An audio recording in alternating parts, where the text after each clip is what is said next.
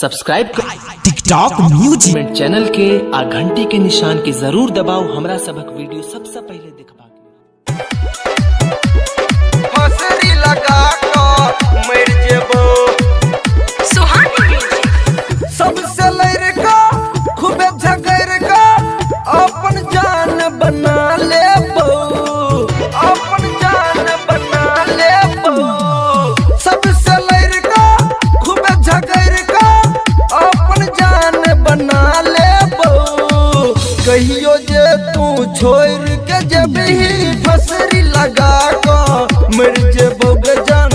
कहियो जे तू छोड़ के जबही फसरी लगा कर मर जेबो presented by TM Music. कहियो जे तू छोड़ के जबही थाना में केस लिखा देबो थाना में केस लिखा देबो हेतै ने कोनो गम गे प्यार में छै तो दम गे दुनिया से हट का तोरा में सट का रबोगे छोड़ी हर दम गे रबोगे छोड़ी हर दम गे छोड़ी हेतै ने कोनो गम गे प्यार में छै तो दम गे दुनिया से हट का तोरा में सट का रबोगे छोड़ी हर दम गे सुने गे मैना लड़ा ले नैना दिल के पिंजरा सजा देबो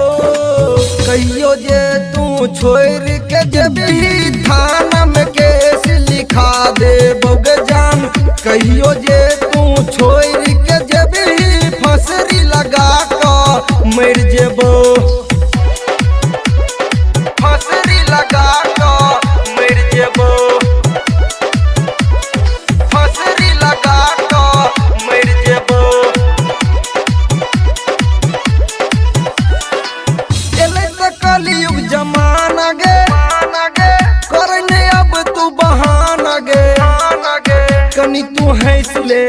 दिलों में बैस ले बनबो तो तोरे दीवाना गे बनबो तो तोरे दीवाना गे एले त कलयुग जमाना गे करने अब तू बहाना गे कनी तू हंस ले